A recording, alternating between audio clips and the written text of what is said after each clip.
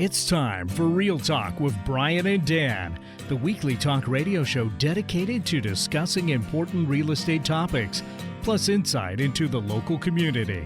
With a combined experience of over 50 years as local real estate brokers from the East Side Real Estate team at Keller Williams Realty Bellevue.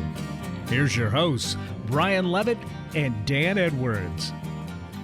Well, good afternoon and welcome to Real Talk with Brian and Dan on 1150 KKNW. It is April 8th, 2020, and we are really glad you're joining us, whether you're on YouTube or Facebook or broadcasting live on 1150 KKNW. We're glad you're choosing to spend your afternoon with us.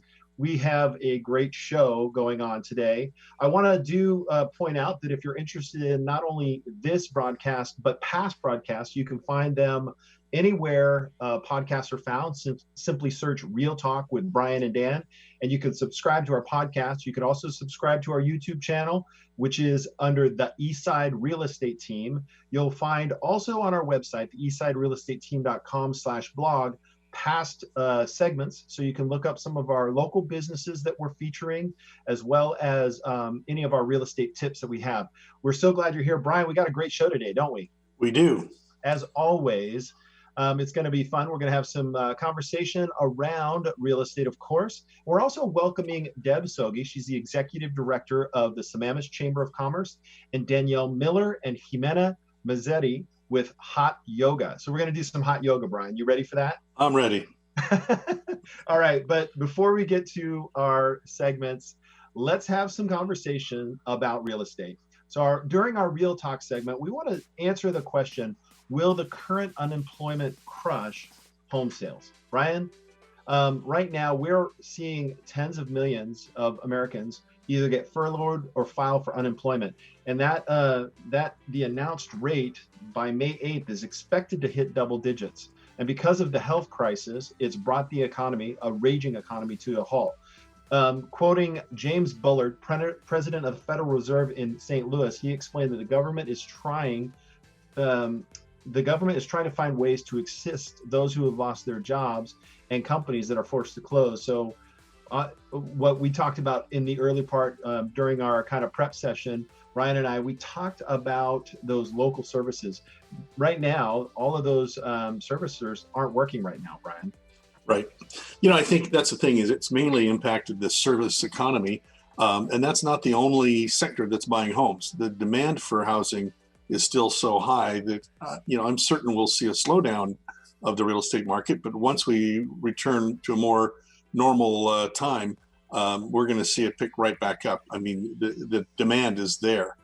So I think even a bigger impact right now is some of the financial market uncertainty that we're seeing some of the lenders pull back. When we do our mortgage moment, we can talk to Michael about that. Yeah. But we're seeing some lenders not accepting loan applications, even though rates are so very low, and just a more conservative approach. One of the things that I find in the mortgage market is it tends to get better slowly, and when they pull back, that's fast. That's where it falls off the cliff. But it'll recover as soon as we see financial markets stabilize somewhat. What's your take on that? One of the things I like to do is look at the past in order to determine how the past will influence the future. Right. So I pulled this study up, some research that to kind of get a clearer picture of how unemployment rates have affected the housing market. So let's take a look at between 1992 and 1993, the unemployment rate was rising, and yet home sales still increased. In 2001 through 2003, unemployment rate was still rising, housing prices increased. 2007 through 2010, right, the Great Recession, unemployment is definitely rising. Home sales did decrease at that point, right? That there's definitely a outlier there, is that we had a recent, and I think a lot of Americans mostly realize that environment, right? So, but then we go back to 2015 and 2019, and which is kind of where we're at, unemployment going down, falling, and the home sales for not everywhere. In our area, it's been pretty strong, but last year that's a microcosm that I can come up with, is from about August through November, mid-December, we had record low unemployment rates, yet home prices and home sales still increased. So there's not necessarily a one-to-one correlation, but there's 4 examples, Brian. Right. So then the big question, isn't this time different? Yes. There's no doubt the country hasn't seen job losses this quickly in almost 100 years. So how bad could it get?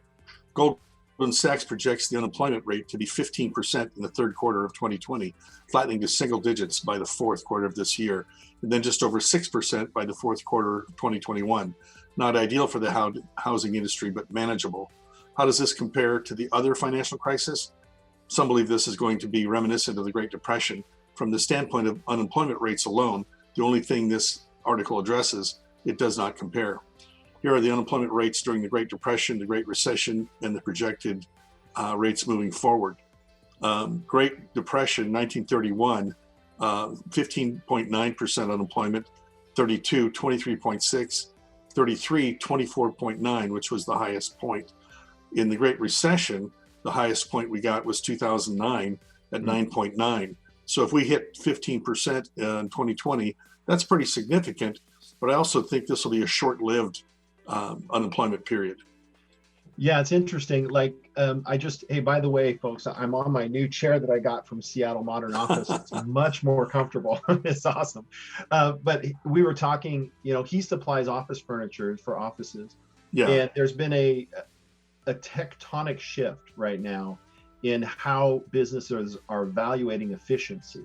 And we may never go back to large office spaces full of people because people are proving that they can be held accountable and productive even while they're not directly in line of sight of their manager or their team. Right. And I think people have gotten creative with creating camaraderie over Zoom. I know that there's been, families playing games across, the country, friends gathering for a happy hour event with a designated bartender. I think there are a lot of things that are changing in our work environment to where the impact of the employment rate may not actually change, but some other things will never change.